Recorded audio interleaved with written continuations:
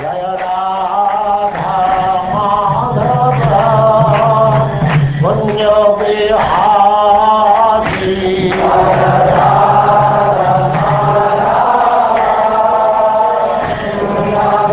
now Chapter 5, Vidura's Talks with Maitreya.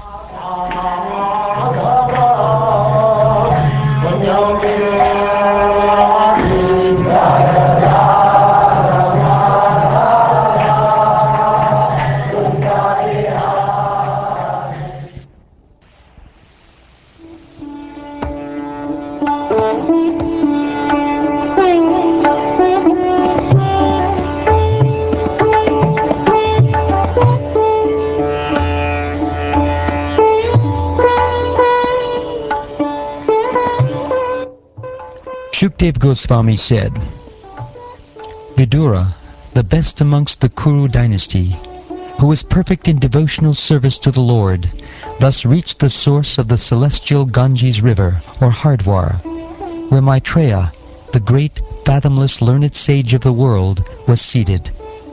Vidura, who was perfect in gentleness and satisfied in transcendence, inquired from him. Vidura said, O great sage, everyone in this world engages in fruitive activities to attain happiness, but one finds neither satiation nor the mitigation of distress. On the contrary, one is only aggravated by such activities. Please therefore give us directions on how one should live for real happiness. O my Lord, great philanthropic souls travel on the earth on behalf of the Supreme Personality of Godhead, to show compassion to the fallen souls who are averse to the sense of subordination to the Lord. Therefore, O great sage, please give me instruction on the transcendental devotional service of the Lord, so that he who is situated in the heart of everyone can be pleased to impart from within knowledge of the absolute truth, in terms of the ancient Vedic principles delivered only to those who are purified by the process of devotional service. O great sage, kindly narrate how the Supreme Personality of Godhead, who is the independent, desireless Lord of the three worlds and the controller of all energies, accepts incarnations and creates the cosmic manifestation with perfectly arranged regulative principles for its maintenance. He lies down on his own heart, spread in the form of the sky, and thus placing the whole creation in that space, he expands himself into many living entities, which are manifested as different species of life. He does not have to endeavor for his maintenance, because he is the master of all mystic powers and the proprietor of everything. Thus he is distinct from the living entities. You may narrate also about the auspicious characteristics of the Lord in his different incarnations for the welfare of the twice-born, the cows, and the demigods. Our minds are never satisfied completely, although we continuously hear of his transcendental activities. The Supreme King of all kings has created different planets and places of habitation, where living entities are situated in terms of the modes of nature and work, and he has created their different kings and rulers. O chief amongst the Brahmins, please also describe how Narayan, the creator of the universe and the self-sufficient Lord, has differently created the natures, activities, forms, features, and names of the different living creatures. O my Lord, I have repeatedly heard about these higher and lower statuses of human society from the mouth of Vyasadeva, and I am quite satiated with all these lesser subject matters and their happiness. They have not satisfied me with the nectar of topics about Krishna. Who in human society can be satisfied without hearing sufficient talk of the Lord, whose lotus feet are the sum total of all places of pilgrimage, and who is worshipped by great sages and devotees? Such topics can cut off one's bondage to family affection simply by entering the holes of one's ears. Your friend, the great sage Krishna Dvaipayana Vyas, has already described the transcendental qualities of the Lord in his great work, the Mahabharata. But the whole idea is to draw the attention of the mass of people to Krishna Katha or Bhagavad Gita through their strong affinity for hearing mundane topics. For one who is anxious to engage constantly in hearing such topics, Krishna Katha gradually increases his indifference towards all other things. Such constant remembrance of the lotus feet of Lord Krishna by the devotee who has achieved transcendental bliss vanquishes all his miseries without delay. O sage, persons who, because of their sinful activities, are averse to the topics of transcendence, and thus ignorant of the purpose of the Mahabharata, or Bhagavad Gita, are pitied by the pitiable. I also pity them because I see how their duration of life is spoiled by eternal time, while they involve themselves in presentations of philosophical speculation, theoretical ultimate goals of life, and different modes of ritual. O Maitreya, O friend of the distressed, the glories of the Supreme Lord can alone do good for people all over the world. Therefore, just as bees collect honey from flowers, kindly describe the essence of all topics, the topics of the Lord.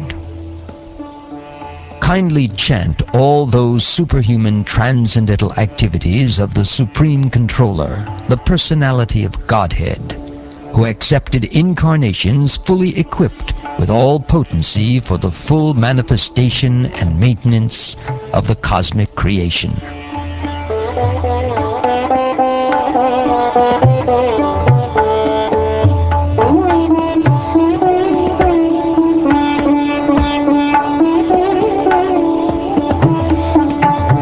Shukdev Goswami said, the great sage Maitreya Muni, after honoring Vidura very greatly, began to speak at Vidura's request for the greatest welfare of all people. Sri Maitreya said, O Vidura, all glory unto you. You have inquired from me of the greatest of all goodness, and thus you have shown your mercy both to the world and to me, because your mind is always absorbed in thoughts of the transcendence. O Vidura, it is not at all wonderful that you have so accepted the Lord without deviation of thought, for you were born from the semen of Vyasadeva.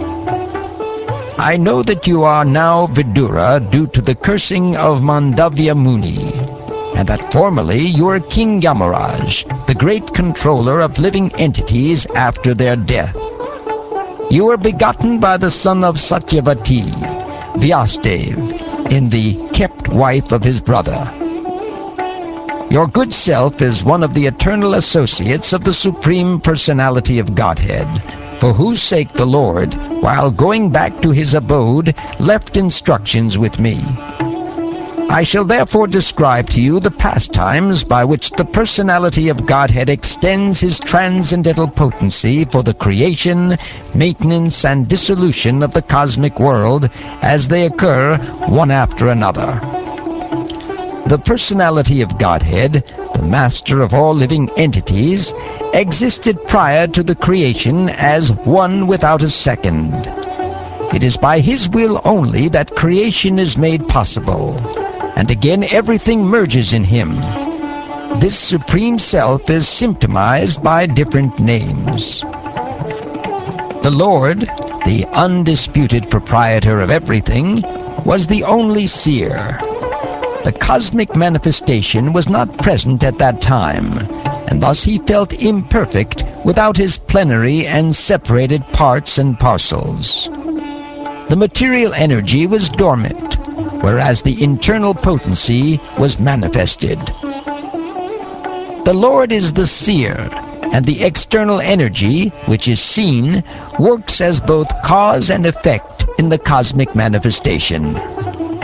O greatly fortunate Vidura, This external energy is known as Maya or illusion, and through her agency only is the entire material manifestation made possible. The Supreme Living Being, in his feature as the Transcendental Purusha Incarnation, who is the Lord's plenary expansion, impregnates the material nature of three modes, and thus by the influence of eternal time, the living entities appear. Thereafter, influenced by the interactions of eternal time, the supreme sum total of matter, called the Mahatattva, became manifested, and in this Mahatattva, the unalloyed goodness, the Supreme Lord, sowed the seeds of universal manifestation out of his own body. Thereafter, the Mahatattva differentiated itself into many different forms as the reservoir of the would-be entities. The Mahatattva is chiefly in the mode of ignorance, and it generates the false ego. It is a plenary expansion of the personality of Godhead, with full consciousness of creative principles and time for fructification. Mahatattva, or the great causal truth, transforms into false ego, which is manifested in three phases: cause, effect, and the doer. All such activities are on the mental plane and are based on the material elements, gross senses, and mental speculation. The false ego is represented in three different modes: goodness, passion, and ignorance. The false ego is transformed into mind by interaction with the mode of goodness. All the demigods who control the phenomenal world are also products of the same principle, namely the interaction of false ego and the mode of goodness. The senses are certainly products of the mode of passion in false ego, and therefore philosophical speculative knowledge and fruitive activities are predominantly products of the mode of passion. The sky is a product of sound, and sound is the transformation of egoistic passion. In other words, the sky is the symbolic representation of the Supreme Soul.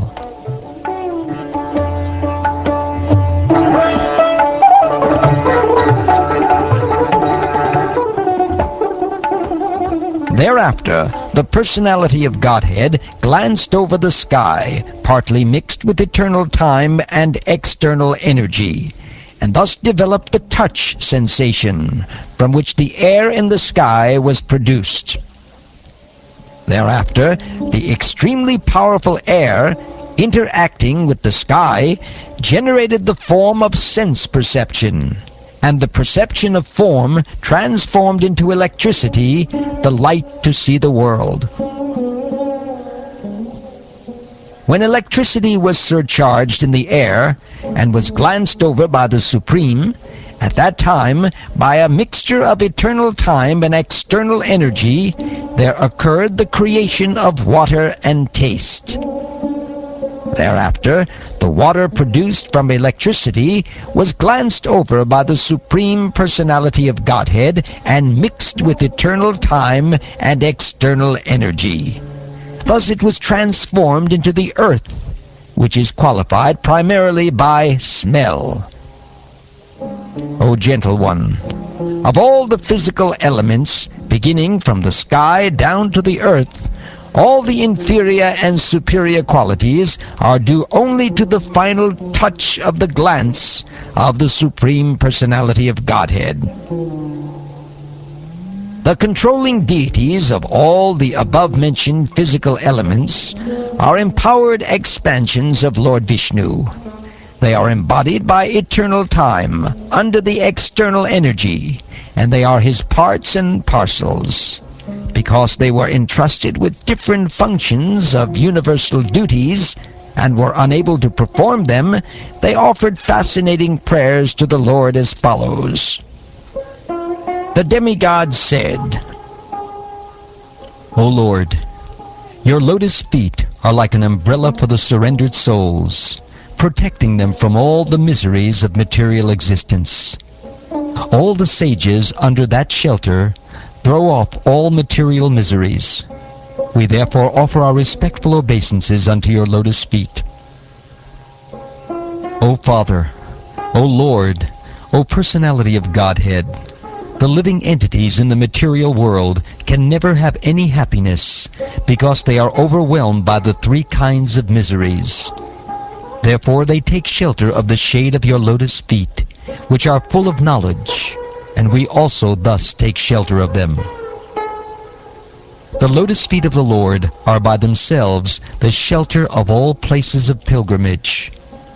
The great clear-minded sages, carried by the wings of the Vedas, always search after the nest of your lotus-like face.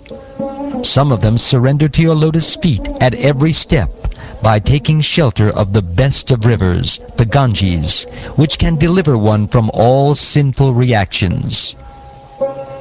Simply by hearing about your lotus feet with eagerness and devotion, and by meditating upon them within the heart, one at once becomes enlightened with knowledge, and on the strength of detachment one becomes pacified. We must therefore take shelter of the sanctuary of your lotus feet. O Lord, you assume incarnations for the creation, maintenance, and dissolution of the cosmic manifestation, and therefore we all take shelter of your lotus feet, because they always award remembrance and courage to your devotees.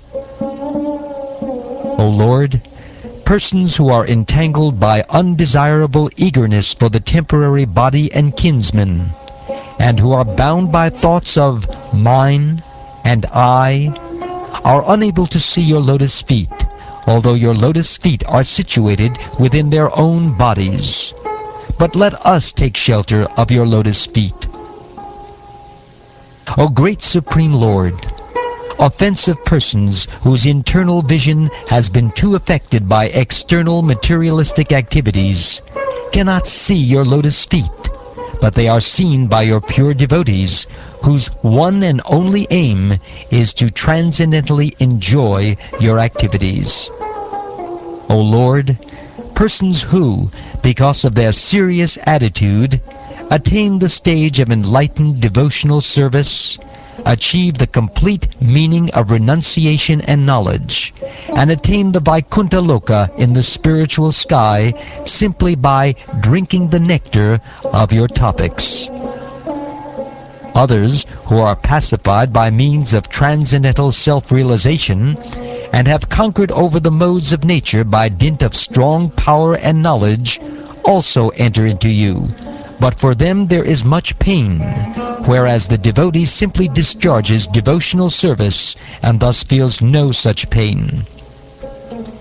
O original person, we are therefore but yours only.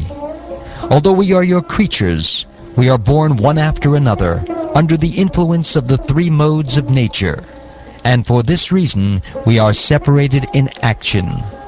Therefore, after the creation, we could not act concertedly for your transcendental pleasure. O unborn one, please enlighten us regarding the ways and means by which we can offer you all enjoyable grains and commodities, so that both we and all other living entities in this world can maintain ourselves without disturbance, and can easily accumulate the necessities of life, both for you and for ourselves. You are the original personal founder of all the demigods and the orders of different gradations, yet you are the oldest and are unchanged. O Lord, you have no source or superior. You have impregnated the external energy with the semen of the total living entities, yet you are unborn. O Supreme Self, please give us, who are created in the beginning from the Mahatattva, the total cosmic energy, your kind directions on how we shall act. Kindly award us your perfect knowledge and potency, so that we can render you service in the different departments of subsequent creation.